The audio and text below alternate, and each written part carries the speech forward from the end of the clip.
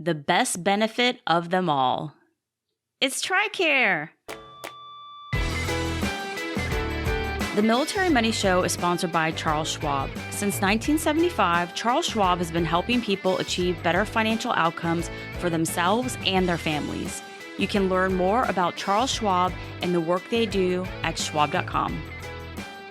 Hey, welcome to the Military Money Show, where I help the military community make, save, and invest money wisely. I'm your host, Lacey Langford, the military money expert. Did you know it's Tricare Open Enrollment? From now until December 14th, 2020, service members and retirees can make changes to their medical care.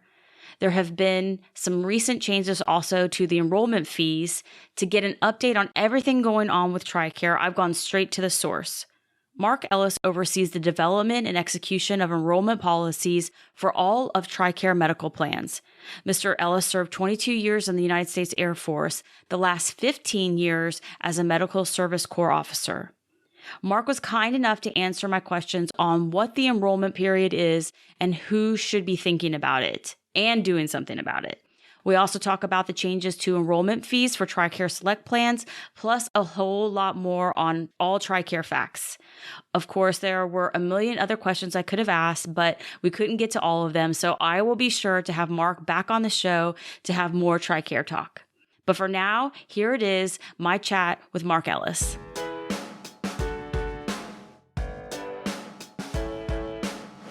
Hey, Mark, welcome to the show. I appreciate you being here. Thank you. Thank you for the invitation.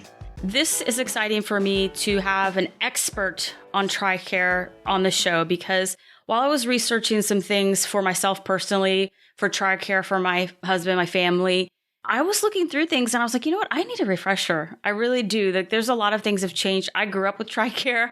As a military spouse, I have Tricare, and there's some new things going on. And I think it's really good for everybody to get a refresher. So I want to start off on the right foot. So can you give us a refresher or a quick overview of Tricare? What it is, the different plans, maybe the regions, so everybody can be on the same page. Sure. So the Tricare program is what DoD offers to military members and family members for military medical and dental coverage. It's offered through civilian providers as well as services offered at military hospitals and clinics worldwide. We cover about 9.4 million beneficiaries, and it covers both medical and dental coverage, also through the Federal Employees Dental and Vision Program as well. It's offered worldwide. We offer a couple of different plans depending on your family's needs. We offer an HMO, a health maintenance organization option called Tricare Prime, where you receive most of all your care arranged or provided by a primary care manager. We also offer a preferred provider option where beneficiaries can choose the types of providers they wish to see, and that's called Tricare Select. We offer it worldwide, so here in the continental United States, there's the East region and the West region, and that's because we have different contractors that administer the Tricare program here in the continental United States. And then we have a contractor overseas that manages everything outside the continental United States. So Tricare Select and Tricare Prime are different, but Tricare Select, you have to pay a little bit more for it, right? But you have more flexibility. Is that my understanding? That's correct. So with Tricare Prime, we use that primarily to steer beneficiaries to the military treatment facilities where we have military medical readiness needs to keep our military providers and support staff well trained to perform their mission worldwide. On the other hand, for those beneficiaries that choose to have flexibility in the providers they choose, they can enroll in Tricare Select. They're offered space available care at military hospitals, but when they go see civilian providers, they can see anybody that they wish to see that's Tricare authorized. And there is a little bit more out-of-pocket costs associated with Tricare Select. What does that look like when you get out? Because that's often not what people are thinking about. There's a million things going on when you're either separating or retiring. When you separate, you're not eligible for medical benefits. But if you're retiring, does Prime and Select apply to retirees? Yes, it does, as long as Tricare Prime is offered in the area where the new military retiree and their family members choose to retire. We only offer Tricare Prime around main military bases, again, to support our military readiness needs. But if Prime is available in the area where the retiree chooses to retire, they can enroll in Tricare Prime, or Tricare Select is available worldwide. Okay, so that's actually good for planning to know that if you're going to be moving away from a major military installation, maybe to a more rural area, that's probably not going to be an option for you then.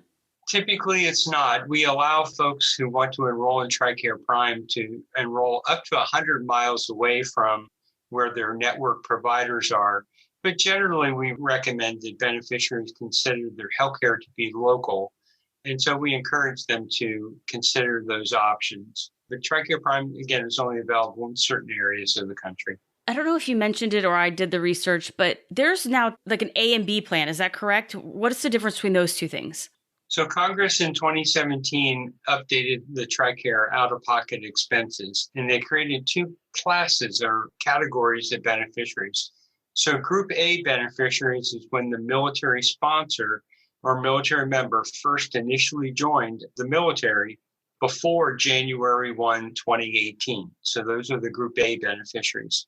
Group B beneficiaries when the military member joined the military on or after January 1, 2018. Okay, I know this is probably not official, but when you said that, it made me think newbie. Like if you're new to the military, you're in the B plan, you're a newbie. And then A is the people that came in before. So that's good to know that there's a distinction. I think more information when it comes to planning is important. So, all right, right now, a lot of stuff's going on with the federal benefits open season. It's now, I think it started November 9th, if I'm correct, until December 14th. What is that? What does it mean? Who should care about that? That's a good question. Everybody who's an eligible military beneficiary should be aware of the federal benefits open season. Tricare also has an open season if you're eligible to enroll in either Tricare Prime or Tricare Select. So let's talk about the Tricare open season first, and then I'll talk about the federal benefits open season. So for Tricare, we have an annual open season where beneficiaries who are eligible to enroll in either a Tricare Prime plan or a Tricare Select plan can elect to enroll in or change their coverage.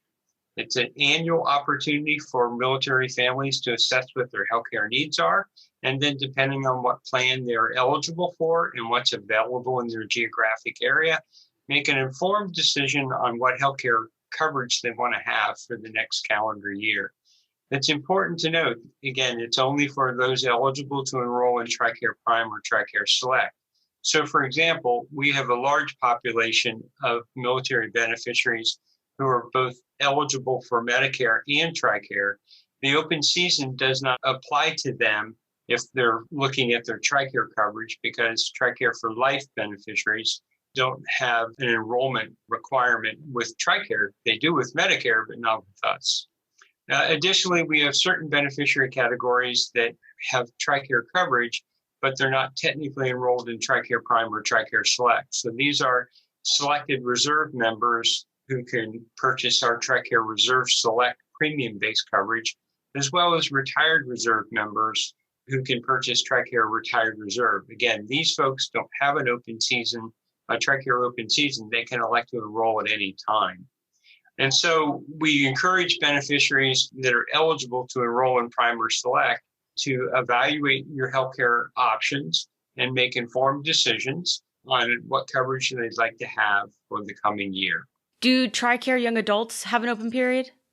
Tricare young adults do not. They're continuous open enrollment as well for a variety of different reasons. Congress did not direct open season for the young adults as well. Okay. So, for example, if I was in Tricare Prime, but I wasn't loving that for whatever reason, or I wasn't in an area anymore that had what I needed, the open season allows me to maybe switch to Tricare Select. Is that correct? Correct. So if you're enrolled in a plan and you'd like to switch, if you're in Prime and you want to switch to Select, open season is the time to do that. And then vice versa as well. Okay. Now, it wouldn't be something to do with the military if there weren't some people that don't do what they're supposed to in the allotted time period. So what happens to the people that don't take action during this enrollment period? Are they just stuck in their plan, or there are some times when they are able to change? What's the rules on that? So the good news is if they remain eligible and they're enrolled in a plan and they're paying their enrollment fees, if they're retirees, we just roll them over for another year of coverage in that plan.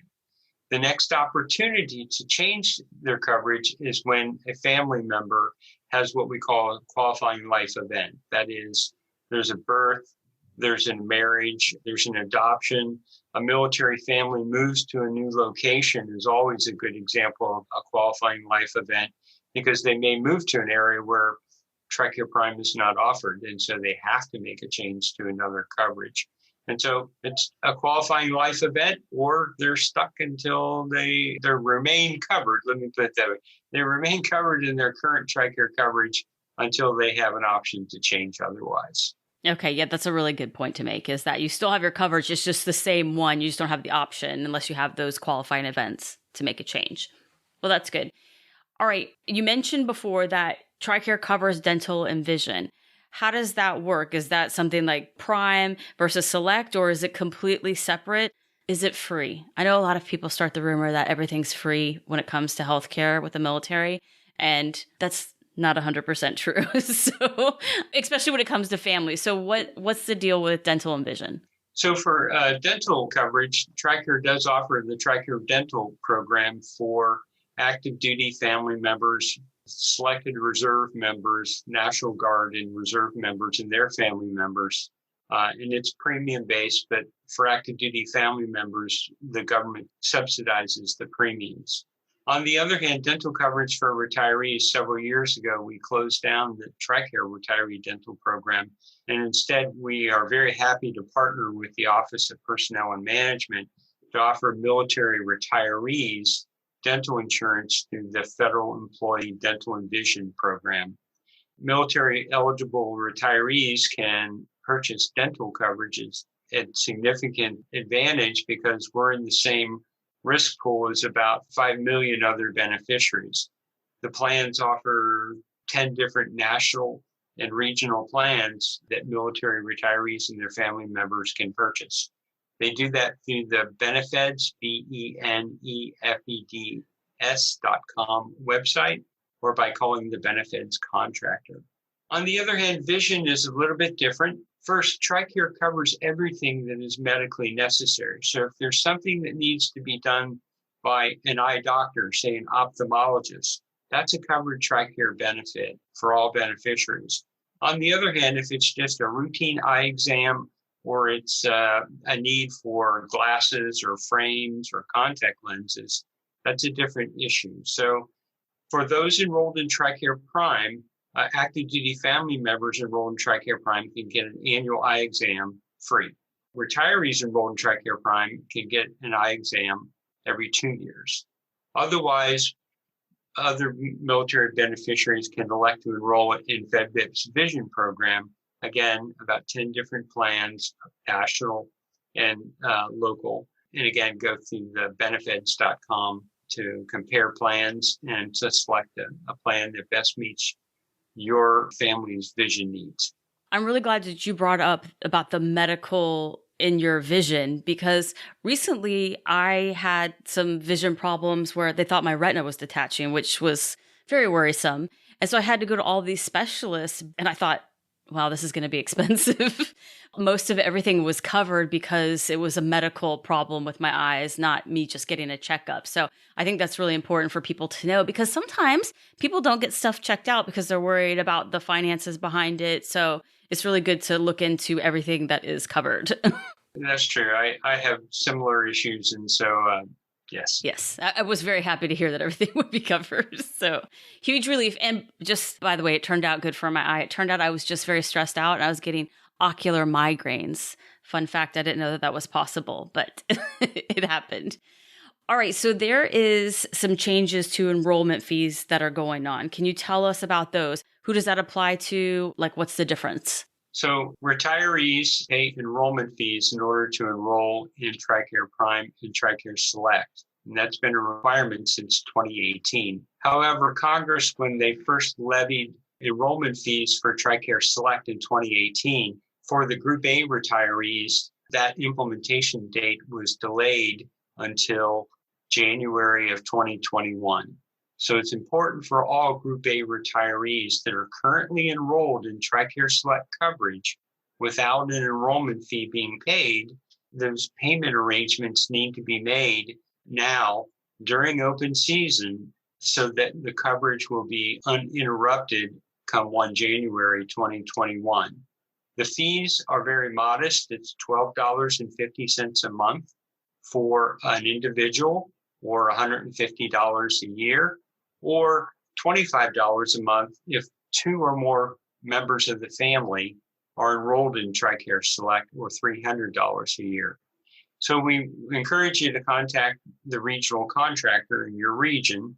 Go to tricare.mil to find out if you're uncertain as to which contractor to contact. There's links to their website that allow you to make payment arrangements online, or alternatively, just pick up the phone and call your regional contractor.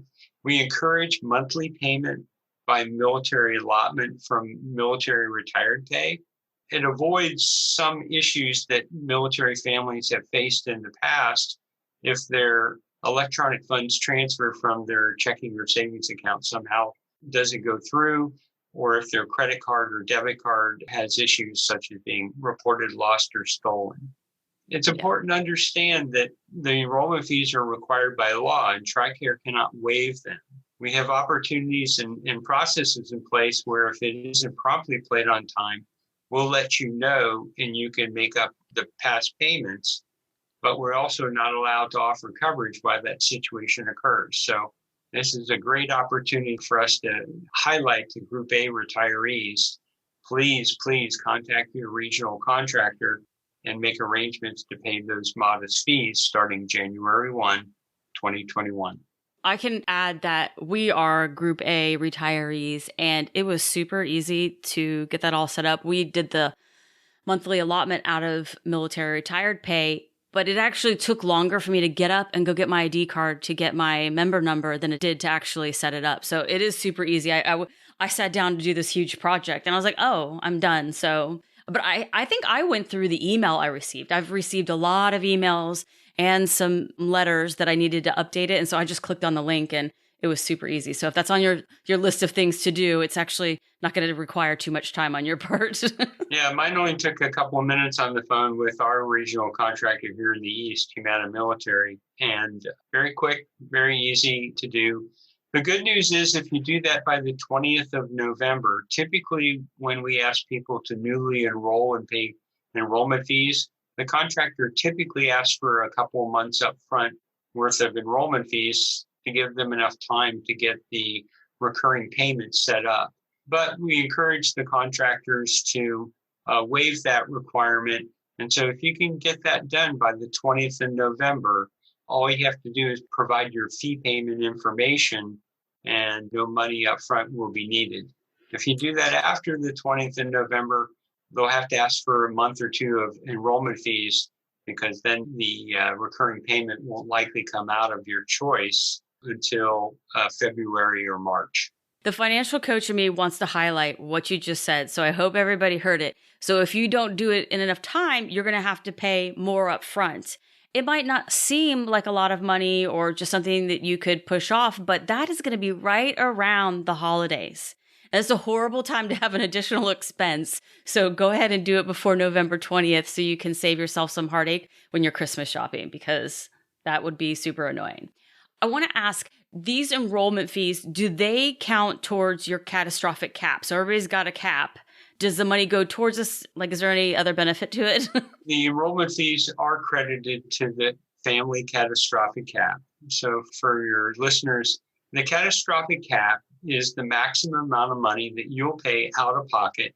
And when you reach that limit, that catastrophic cap, Tricare then pays 100% of the government allowed costs for the rest of the year. It's our way of helping to ensure that if indeed you have a bad year with your healthcare expenses, a hospitalization or other large numbers of visits, that the Tricare covers you, that if that happens, that you'll not be adversely affected. Okay. Now, I want to ask this question because I get confused by it, and I've had other people approach me that are confused by it. So I'm just going to ask the source directly. Does the catastrophic cap for a family, if you have two different programs, do both apply? So for example, if I have Tricare Select for retirees and I have a Tricare young adult, so I have a college age student, do both catastrophic caps apply? Because they're different. Is one like 3,500 and one's 1,000? Right. So let's talk about that. So first and foremost, within a military family, all out-of-pocket expenses for all those that are enrolled in Tricare Prime or Tricare Select or Tricare Young Adult all contribute to the family catastrophic cap. So for Group A active duty family members, that's $1,000.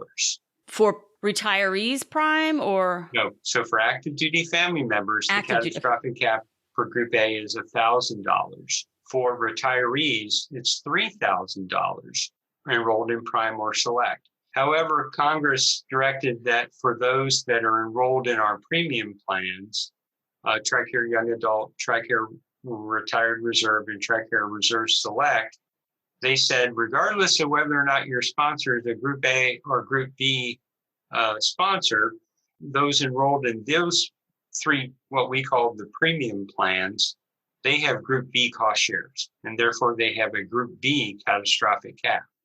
And so for the retiree dependent who's enrolled in Tricare Young Adult, their catastrophic cap started out at $3,500.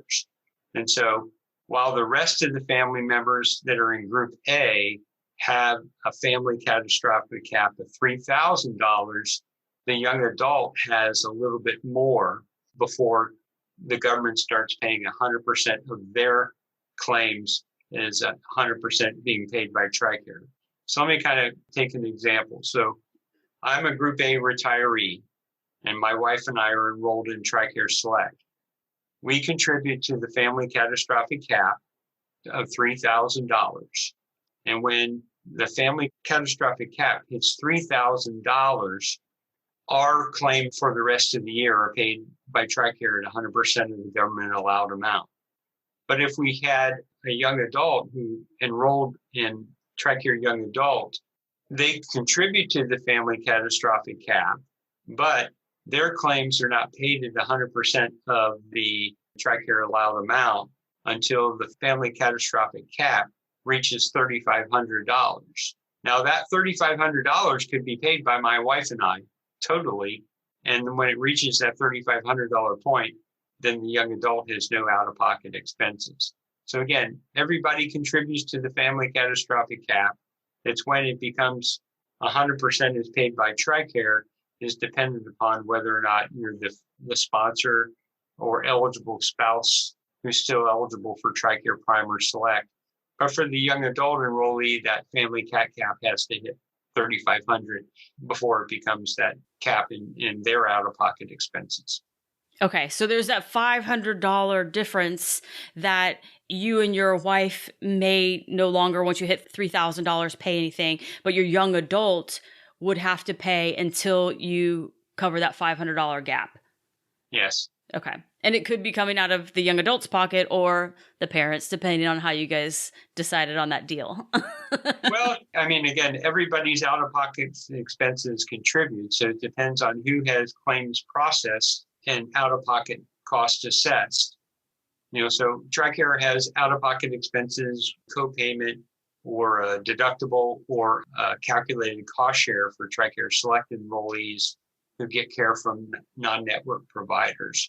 So everybody's out-of-pocket cost contributes to the catastrophic cap. The only difference is the young adult premiums do not get credited into the CAT cap. It's only enrollment fees for Tricare Prime and Tricare Select are credited to the CAT cap. Okay, so at no point you'll really be paying for two separate catastrophic caps. You'll be paying, you may have that $500 window there that will be different, but on the whole, you're not paying two separate ones. And I think that's what scared a lot of people is sometimes reading things online or call in the customer support. If you're not getting a good example of how that plays out, then it can be kind of confusing. I think some people thought you're going to be paying for both. Right. So I'm glad we cleared up this situation for everybody, to include me. All right. So are there any resources that people can stay up to date on Tricare? Because medical, dental, vision is an important benefit for people. And unfortunately, sometimes people don't pay attention to it until it's really important. But I want people to know if there's other stuff out there to help them learn. Is there classes or other ways for them to stay informed? So first and foremost, the authoritative source for all the Tricare program information is tricare.mil. We've worked hard to make sure that we focused our beneficiaries' attention to the tricare.mil website. It has a host of information. It has tools where beneficiaries can identify where they live and the type of beneficiary category they are, and allows you to compare the health plan options that you have based on your sponsor status and where you live. It also allows you to compare your out-of-pocket costs for the various health plans and outlines the enrollment fees and copays and deductibles, all those sorts of things in one easy to find, easy to understand website. On the website, you can also download and view our Tricare publications that have publications such as Tricare Choices in the United States, Tricare Choices overseas, fact sheets for each individual Tricare health plan. And so we encourage you to use the tricare.mil website. We also encourage you, if you have questions, to call your regional contractor. They are our emissaries serving you, our valued military beneficiaries, to make sure that you get the healthcare coverage that you so richly deserve. Okay. And then for the federal benefits, again, benefits.com, we're very happy to partner with the Office of Personnel and Management to offer dental and vision coverage to eligible beneficiaries. Their website also has the same similar compare cost and coverage options that you may be eligible for. So for customer support, are you saying that you're like, if I have a problem and I call or I don't understand something, because I feel like that is a lot of what probably comes in is people not understanding something. When they call, are they calling the regional contractor? They're not calling Big Tricare. Is that correct? No, the Department of Defense contracts with regional managed care support contractors, Humana here in the East region and HealthNet Federal Services in the West region, as well as International SOS for everywhere outside of the continental United States to administer the Tricare program. And that includes answering your questions and solving your concerns about the Tricare health benefit. What would be the easiest way to get the answer to something? Would it be the frequently asked questions? I have a feeling there's probably a lot that are repetitive. So you guys probably already have those covered. Is that a good place to start? That is. Each of the websites has the option of a search function. So if you have a particular question, say you want to find out more information about, say, eligibility for Tricare Young Adult, go to the search function at the beginning of the website and just type in TYA and hit return. That's a good way of finding it. Now, and when you get to the Young Adult webpage, you also find lots of information related to that. What are the premiums? What are the costs? What are the eligibility? And then there's also generally a link to that particular program handout or guide that you can download to your PC, print out, or read at your leisure. Yes, you got to do a little bit of homework if you want to be up to date on what's going on with your medical. Is there anything that I'm forgetting that is a frequently come across problem with Tricare or something that people sometimes forget? I would say the real issue is, and you mentioned it earlier, is that military beneficiaries, particularly the active duty families, then when they first come on active duty, they typically get most of their medical care on base or on post at the local military hospital or clinic. And that over the years has changed, and more military beneficiaries are seeking care downtown from civilian providers. And so I would encourage all military families to take command of their healthcare. There are options: Tricare Prime, Tricare Select. Do I want a primary care manager at the military hospital? Do I want to have a primary care manager downtown? Do I want to deliver my baby in a military hospital or downtown in a civilian hospital. These are all choices that you have the opportunity to make, but you need to understand what the benefit is and what the pros and cons of each of the plans that you're eligible for and are available in your area. So just encourage beneficiaries to take at least that annual look at your military medical benefits to say what meets my family's needs, and then proactively plan for that. I love that. Take command of your health. I mean, anything that's your health and wealth are things you definitely should be in command of. That's really important. And you saying that you should do a little research and planning, I think is really important. And it made me think of something I just went through personally. I do some freelance writing and do research as it relates to money. And recently I was doing research for civilian medical benefits and the cost and plans and things like that. And I would like to tack on to what you said and say, you should also maybe look at what's out there in the civilian world to compare, because I think if you looked at the price compared to the benefits you received, that might give you perspective. I think sometimes we get in the military bubble and we don't see what it would look like if we were a civilian. What will we be paying for and what will we get for that dollar? And I think that's really important, because that was kind of eye-opening to me doing the research as to what other people, pay for medical. So yes, do your homework. That's a homework assignment. Do your homework. Well, I want to ask you a couple of quick random questions that I ask everyone. And the first one is, what is one resource or tool that you use that makes your life or work easier? I'd have to say my iPhone. I think although I'm definitely a baby boomer, I have been converted by my kids into using an iPhone, and I find it very beneficial in terms of just keeping connected with work or family and be able to respond quickly and then move on to other tasks. Yes, it's definitely a hub that people have right in their pocket. I don't know what we did before, but I guess we survived. What is your favorite book right now, or your favorite book of all time? The Bible. That's a classic. Okay.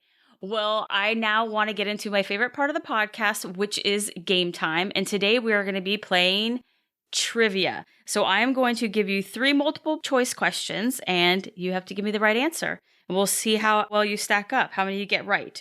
Are you ready? I am. This is recorded, and my family plays games all the time, and so I'm really stressed out to do well. The stakes are high. All right, first question. On the TV show Happy Days, which was Fonzie's secret fear? I don't know this, so I'm going to be interested to hear. A, liver. B, crashing his motorcycle. C, a dateless Saturday night. Or D, dancing. I used to watch it, but I don't know.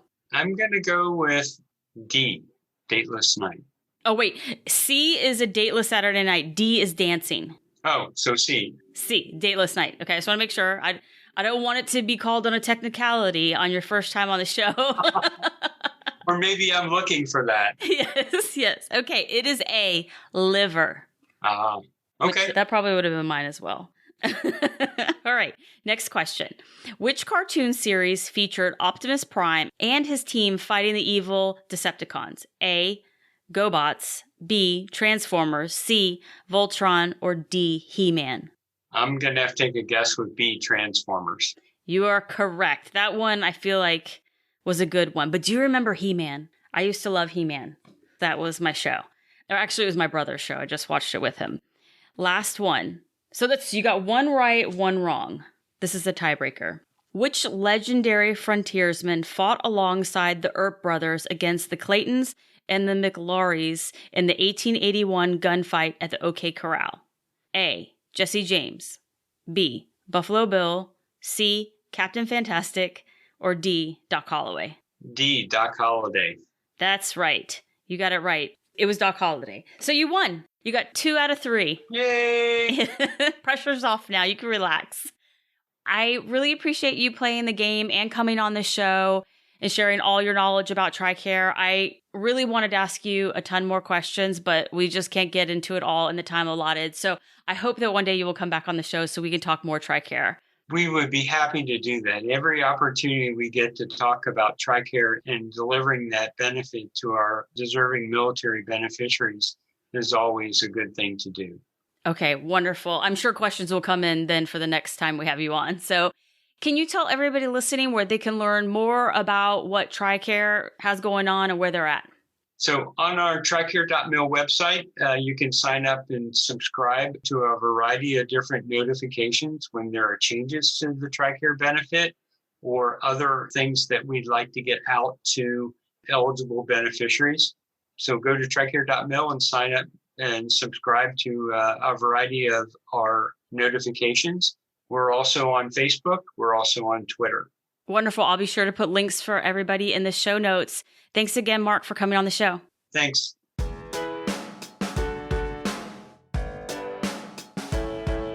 Thanks to Mark for coming on the show to talk about Tricare. As promised, I've added links to all the resources mentioned in the show notes. Thank you to Charles Schwab for providing support to the Military Money Show. To learn more about Charles Schwab and how they can help you reach your financial goals, visit schwab.com today. You can head over to LaceyLangford.com to get the show notes and all of the resources.